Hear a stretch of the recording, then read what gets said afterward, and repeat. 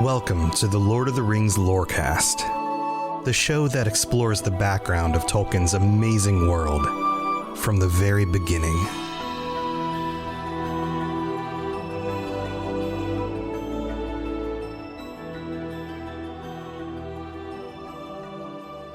Welcome back to the Lord of the Rings Lorecast. This is your host, Tom or Robots, and we are talking today about the finale of Season 2 of The Rings of Power.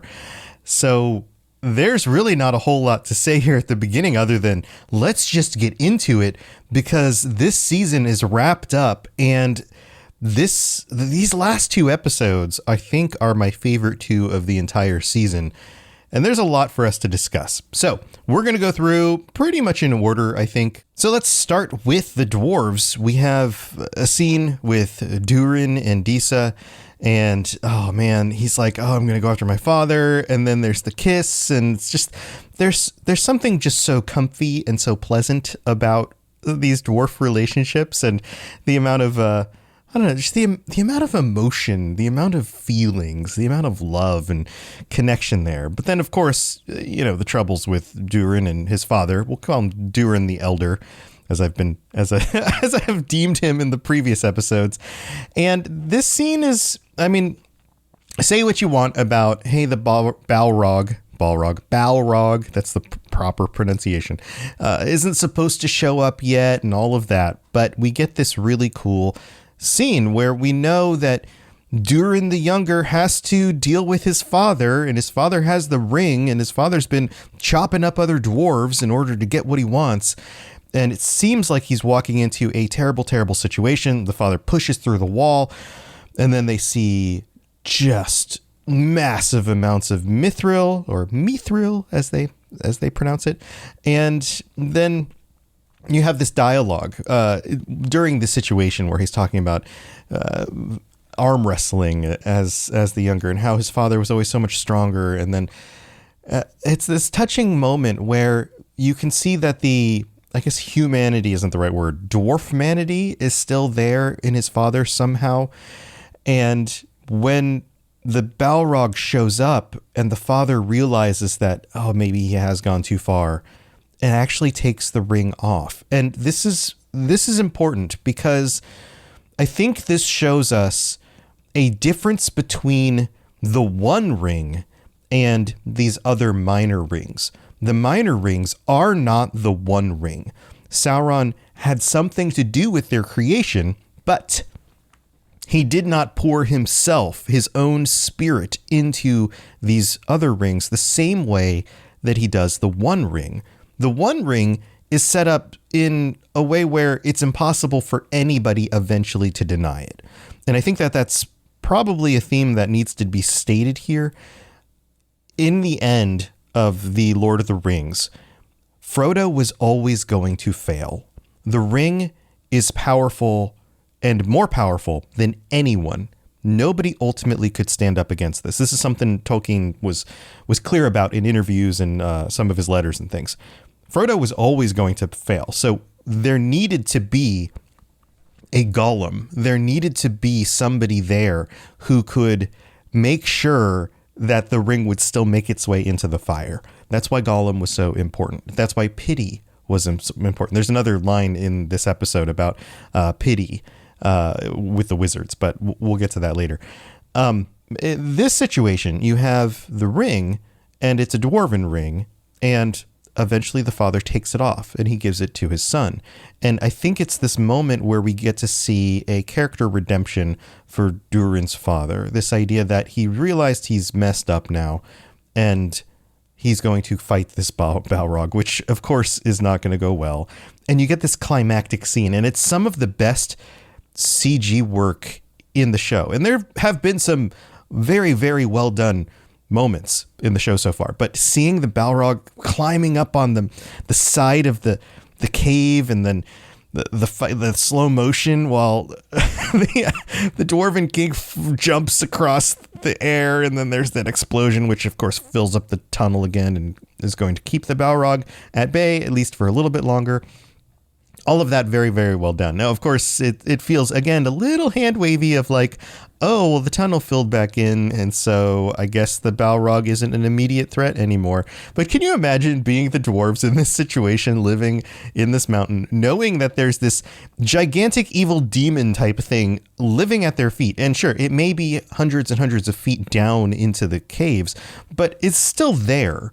How do you sleep at night? I'm not sure how that works. But it was a very interesting moment. I think they did it well, especially the interpersonal stuff. Let's say that. And then you have a situation where Durin is left with the ring, and his father's gone, and he of course has to mourn the loss of his father. But they end the dwarf story here with this idea that the other dwarven lords want some of their money back because they were overpaying because of what Durin's father was charging them. And then you have those other rings there. And it reminds me of the moment when Durin tells Disa that he will not use the ring. He promised me you will not use the ring. And I think they're setting us up for the next season where we have to have some justification for how things are not going to go well in Khazad-dûm in Moria. And that makes me speculate, is he going to put the ring on? Is this a foreshadow that it will happen? Or is this a foreshadow that it won't happen? But yet he will be, I don't know, he will lose his place compared to some of these other dwarven influences who seem to want to claim the rights to the throne. So it's going to create some more dwarven intrigue and politics, and who knows what happens with these rings eventually. But I'm interested to see where that goes. So that's the dwarven section. Let's move on to Gandalf. We finally get it. We finally get the reveal, friends. I've been pitching this for a long time that they have been hinting in so many different ways that this wizard, the stranger, is Gandalf. And I know that there was some pushback. People were like, well, it's a red herring because he's going to be a blue wizard, or I really hope he's not Gandalf because it doesn't fit in the timeline. And I totally get it. I totally get all the different arguments and all the different reasons why people wanted to deny that wasn't Gandalf. Totally get it. Absolutely. Also, just wanted to point something out. The battle for, or the fall of Eregion, or I always want to say Eregion. Eregion language is not my forte. That takes place in the 1600s of the Second Era. The events of the end of the era take place after the year 3000 and the fall of Numenor and all of those kinds of things. So the show is combining, just to be clear here, events that span almost 2,000 years in order to put them all in the same TV show so that we get all of this activity and things and characters who know each other who wouldn't have even maybe known each other at all, especially the humans who most definitely wouldn't have been around at all 1,000, 2,000 years later. So there's definitely some time scale oddities in this. Once you look past that, everything starts to be a little bit more palatable. Let's call it that. A lot of the things that I've stated this before, a lot of the things that people are up in arms about the show have to do with the timeline. And if you can just go, well, okay, well, they made that decision, let's move on from there, then you end up with a situation where you're like, okay, well, what if Gandalf came a little bit early? This is maybe how it would have played out, and we can go there. That's fine. The scene here, make all these funny sounds as I'm transitioning. The scene, I just did it again. The scene here is the stranger finds the Harfeet, and the dark wizard shows up and puts on a pleasant face, does his best Sauron impression to be like, oh, but I'm a good guy. Look at me. I'm a good guy. And then murders somebody. And then we have Nori, who is like, yeah, you didn't have to murder a guy. Basically, she doesn't say it like that.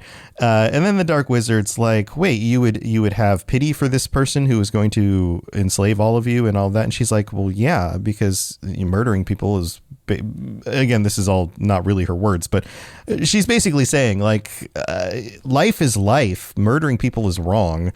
and yes, I'm going to have to pity. And he, I believe he says a line that says something like, well, pity isn't the thing that's going to stop Sauron, which is super ironic because pity is the thing that stays Bilbo's hand, Frodo's hand, allows Gollum to survive, and then allows for the confrontation at Mount Doom, where Gollum tries to take the ring back and falls into the lava, or magma.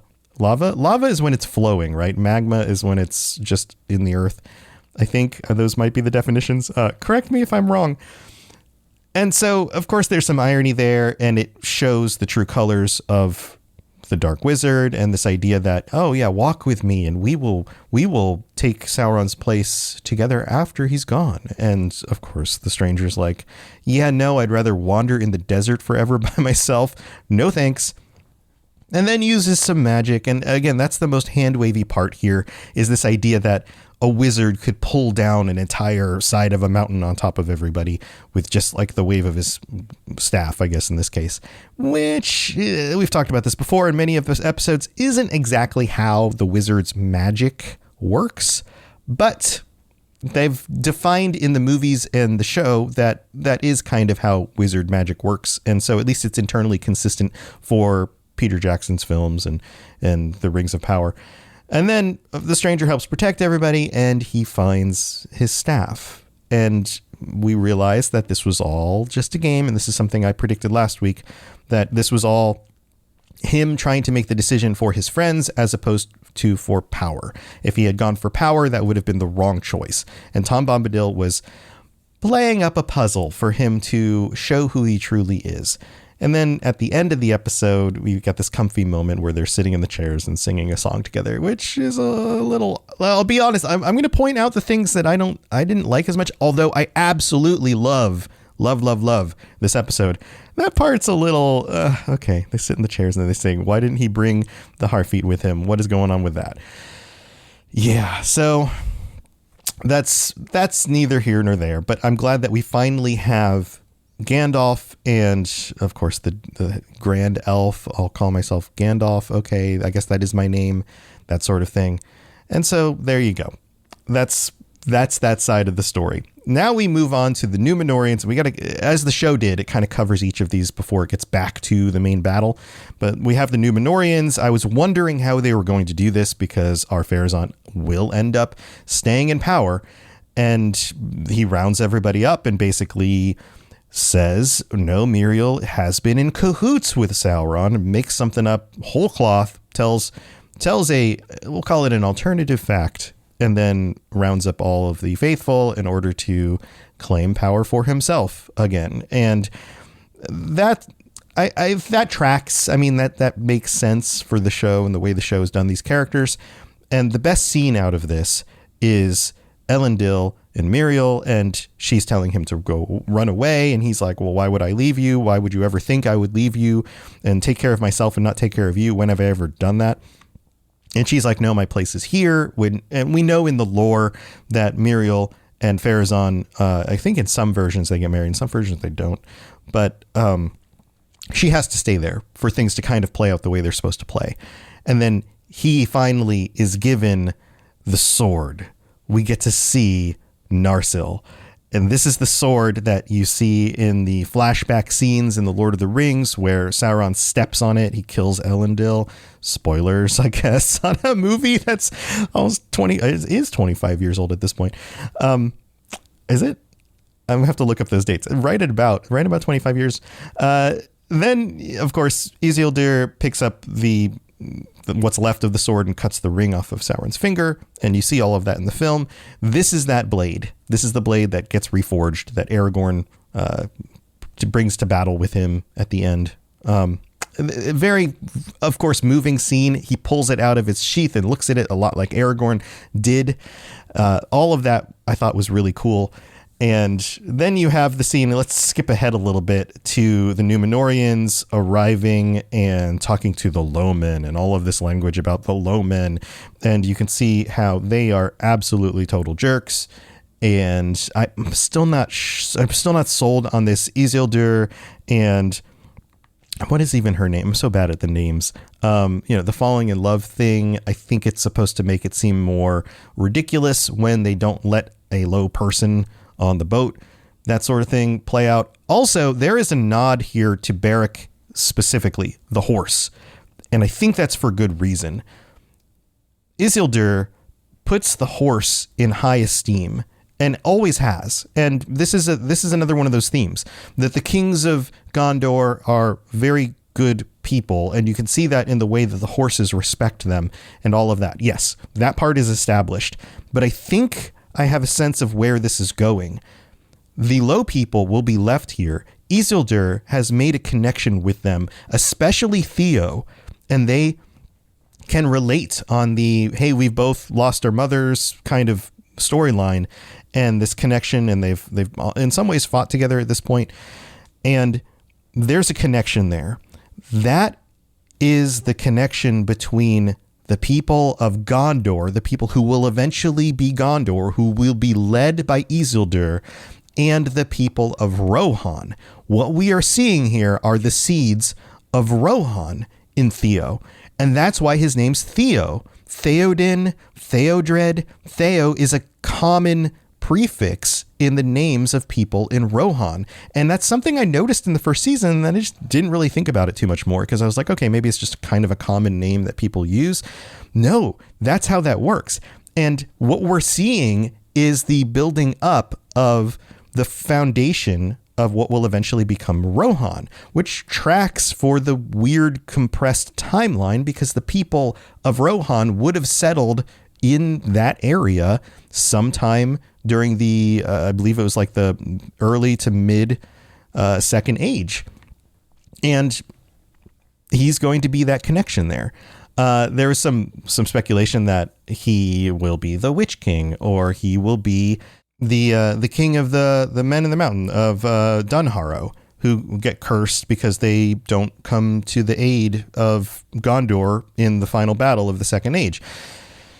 I don't think he's going to be those people. I think that maybe it makes more sense for him to be somehow connected to the founding of Rohan, and Rohan being a place that these low people go in order to actually still have their freedom and not deal with the Númenóreans and that sort of thing. So we'll have to see where that goes. I'm not sure exactly where that's going to go, but I think that's part of why the horse is so important here and keeps getting pointed at, or we're reminded of that, right? It's not just because it's a character moment for Isildur, or we're reminded that like that's the way he survived or something. Oh, and I skipped over it. The moment with the Númenóreans as they're panning, the camera's panning back to Númenor, and we see the tree and the sunlight coming through the tree. Beautiful. Absolutely beautiful and symbolic. And then a few moments later, we see the leaves of the tree blowing in the wind, and the tree is, again, in decline because the wrong people are in control, sending Númenor in the wrong direction. All of that, very, very well done.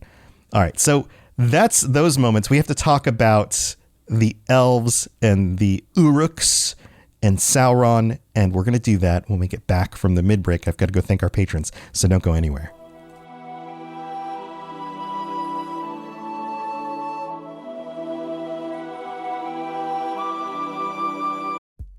It's time for that spring reset. I'm taking a look at everything in my closet and figuring out that, oh no, this absolutely needs to go. And it's about time I replace things so that my clothes aren't older than my 15-year-old. Now you might think that they lasted that long because they were well made, but no, they're in terrible condition. Unlike the new jeans I just got from Quince. Jeans have always been my personal go-to because you can kind of wear them for lots of different things, but maybe they're not your thing. Maybe you're looking for, 100% European linen with insanely soft flow knit activewear fabric. It's definitely getting warmer, and their flow knit activewear is moisture wicking, anti-odor, and soft enough that you'll actually want to wear it every day. So pick out what you want. You can't go wrong because they have prices 50 to 60% less than similar brands. And like I said before, they are high quality. I continue to wear their clothes all the time, and I know that these new jeans are going to last me a lot better than the other things in my wardrobe. And on top of it, They look great. They're so comfortable. And I spent just as much on the jeans that I am now cleaning out of my wardrobe. So if you're looking for something better, just all around better, go check out Quince. So go do it right now. Refresh your wardrobe with Quince. Go to quince.com/ringslore for free shipping and 365-day returns. Now available in Canada too. Go to quince.com/ringslore for free shipping and 365-day returns. Quince.com/ringslore.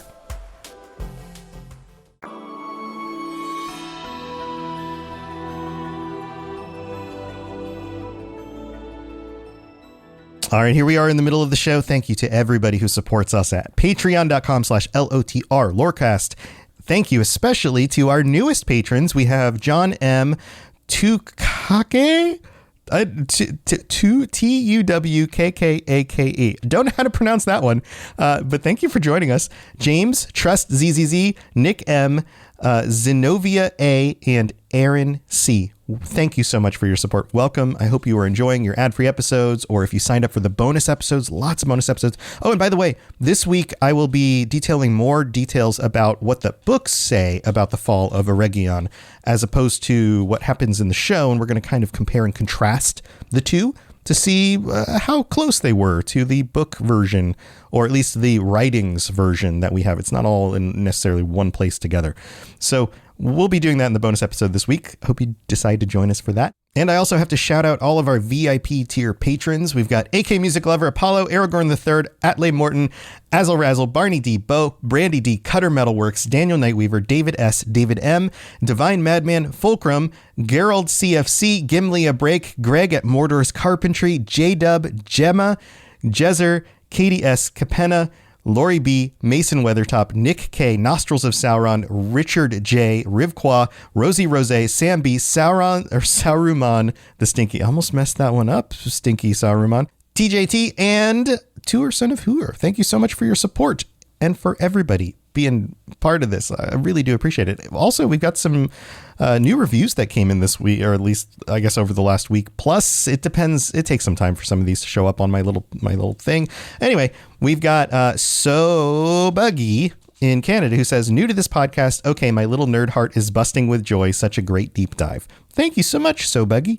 And then we have Toyanko from Canada who writes, LOTR, Lord of Tolkien lore, ! Excellent, 3 exclamation marks. I have truly enjoyed listening to you walk through the lore in such a way that causes me to feel like I'm right there in that time, in that world, and experiencing everything you are experiencing. Thank you for doing this. It brings me back to my love for Tolkien's Middle-earth. Oh, thank you so much. And thanks to everybody who supports the show. And if you leave a 5-star review on Apple Podcasts, I'll read it out on a future episode. You can also rate the show on Spotify. You can share it with your friends. All of that stuff is super helpful. And thank you for just being an awesome community. All right, let's move on with the rest of the show. Here we go.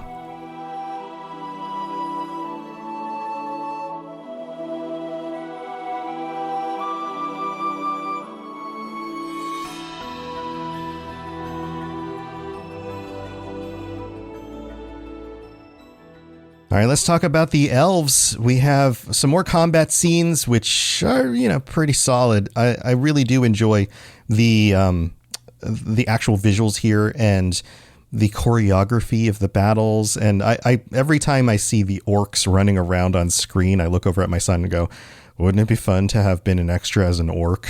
That sounds like a lot of fun. But then you've got some elves still trying to hold the walls and getting sniped and doing some fighting and then getting sniped. And Galadriel showing up trying to help people. All of that stuff seems like it's fine. But then you have the scene with, we get a little bit more Celebrimbor and him being tortured and shot with arrows. All of this is reminiscent. It's inspired by the writings. And the other moment where Sauron is like, well, look what you're doing to yourself. And of course, it just makes us realize how terrible he actually is. And then we have the moment so many people were talking about. In the lore, Celebrimbor, or at least it's mentioned in one place in the lore, is lifted up and his body is used as a banner for Sauron to lead his forces. He's carried into battle as a banner. And seeing that on the screen, I always thought, well, this would be a little bit difficult to pull off in a way that really works for the show and doesn't come across overly grotesque. I'm sure you could push that boundary, but what we get here is the hoisting up on the spear, which basically turns him into a banner. It is symbolic of the moment, and yet doesn't actually have to be marched into the fields in a way that probably would have been a little bit odd to see in real life. And this scene is wonderful for another reason as well. The dialogue between the two of them, the fact that Celebrimbor is calling him out and basically saying that you will become a prisoner to these rings and that they will be your downfall and there will be one who stands up against you, is of course predictive. We know how the story plays out. We know what happens in The Lord of the Rings, but it also is very Tolkien-esque in this idea of a character who in a moment like this foreshadows the doom of another character. This happens a number of times, especially in the Silmarillion, where you have somebody who just flat out says, this is your doom. And this is reminiscent of that. This idea that at this moment where he is thinking about his spirit being caught in the wind and going to the halls of Mandos, going back to Valinor, basically, where he has this moment of insight and forward thinking, and whether that's because he just understands how evil in this world works and this idea that Sauron will never be born on that wind, which is really cool to be stated here, or if he is actually seeing the future somehow, because some of the elves seem to have that ability where they can kind of get glimpses of things in the future. Either way, it is basically him spelling out what is going to happen for Sauron, and you've got this wonderful moment between the two of them. Then that scene, of course, ends, and the orcs show up, and they're like, wait, you're Sauron, aren't you? And then he's like, what's your name? And you can see the manipulation already starting. Oh, you have a name. I'm going to treat you in a way that is appealing because I can promise you things and find out why you're going to be upset with Adar. And so let's talk about Adar. You have the scene where Galadriel gets captured by the orcs, and then she's brought in front of Adar again, and she's like, okay, we've been negotiating. Let's just take this guy down. We need to stop him. Here are the 9 rings.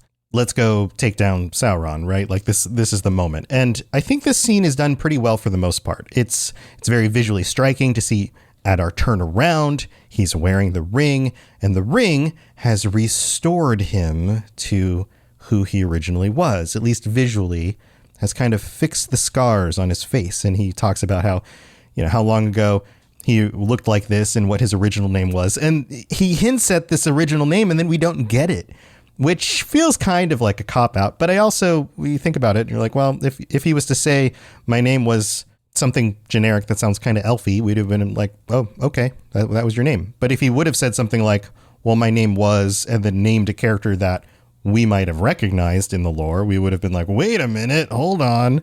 How is that possible? What's going on with that? So I don't know, maybe it was a rock and a hard place. Maybe they dodged a bullet there. Don't know. But it was a cool scene to see him kind of de-aged or at least de-wounded. And yeah, that's a little bit, I mean, does the ring actually do that? They've been implying that it restores and protects things. Maybe not. But it made for a really cool moving scene and a finale to a character who's been actually very well done across 2 different actors, across 2 different seasons. So you got to respect that.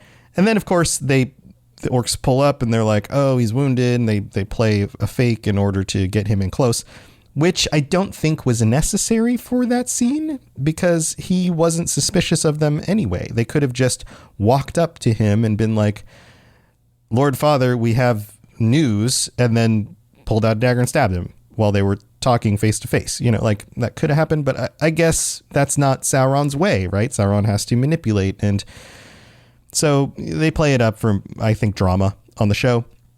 And then, of course, Sauron shows up and you have Galadriel and Sauron moments again. And we have to talk about Galadriel and Sauron. There's this fight that ensues. The fight, I think, is choreographed well. Sauron, it appears, is just kind of toying with her. At this point, he's much more powerful than he was the last time they met.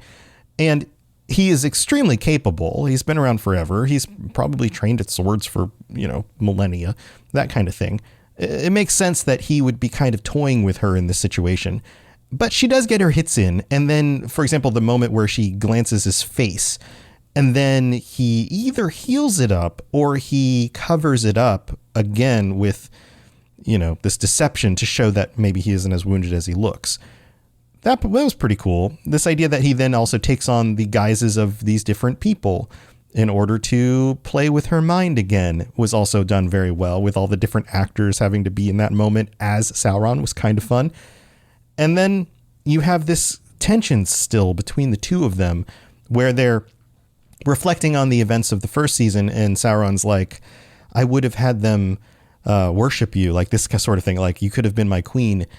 And I know that stuff was added in here. That stuff is not book accurate. There's no, hey, Sauron had a thing for Galadriel in the lore as far as I'm aware. It's definitely done for, hey, TV show needs some sort of dramatic romantic tension sort of thing. As much as it doesn't come across as romantic to Galadriel, I would imagine at this point in time, even if she was attracted to Halbrand at some point, I think that it's more just the temptation of power that's attractive to her than Sauron himself, who is repulsive.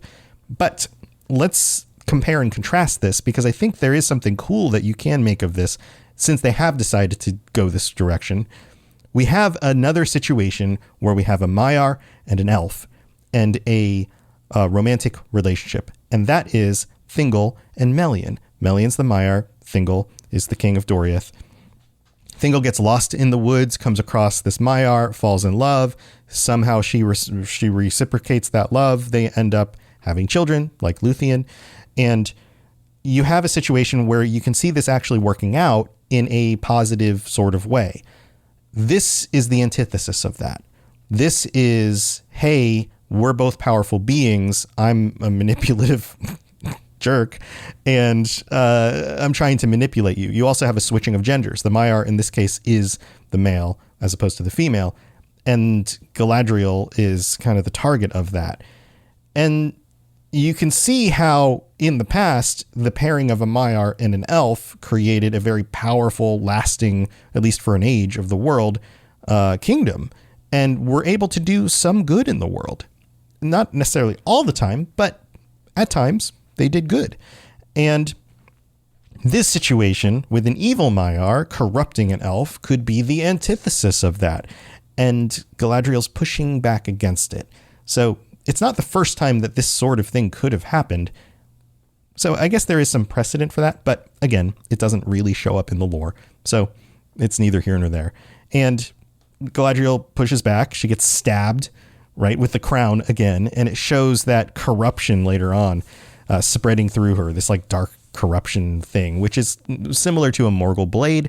She falls off of this cliff, somehow survives. There's a debate online about people who are like, "What? How could she have survived that fall?" People have survived falling out of airplanes. That is a real thing. So there is a chance that she could survive that, but may have had bones broken or whatever. And of course, we have this moment where Elrond finally realizes, okay, maybe these rings can be used for good. Maybe these are not corrupted like the other ones.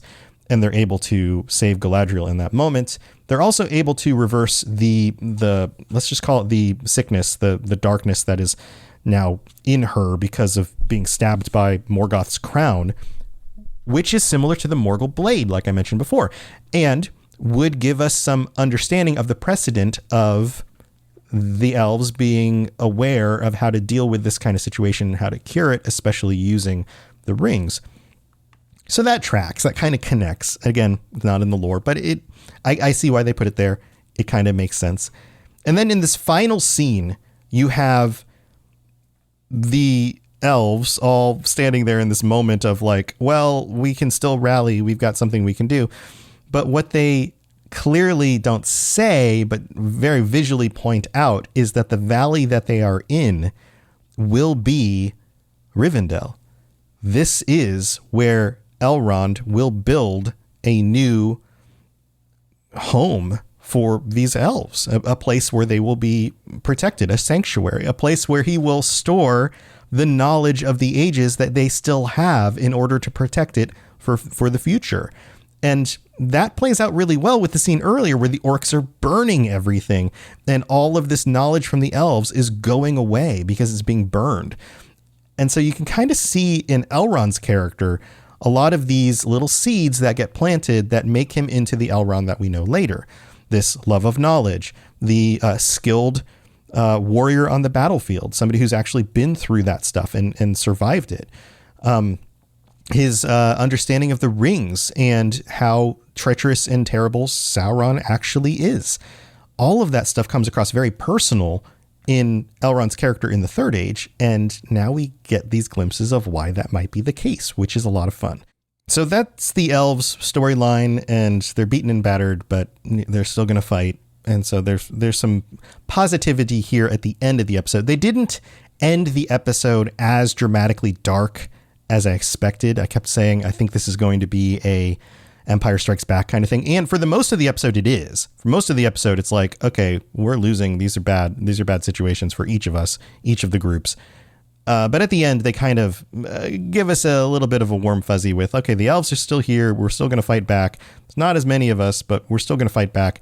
And then you have Tom Bombadil and Gandalf and Singing by the Fire, which is kind of cozy. So they don't end it on the most darkest of notes, but most of the episode was pretty dark. The other thing I noticed that I didn't mention when we were talking about the Númenóreans and the Lowmen and that kind of thing, this idea that the Lowmen all there have to gather wood not only goes against this connection to the Ents that we see earlier in the season, but it also is for the building of an armada.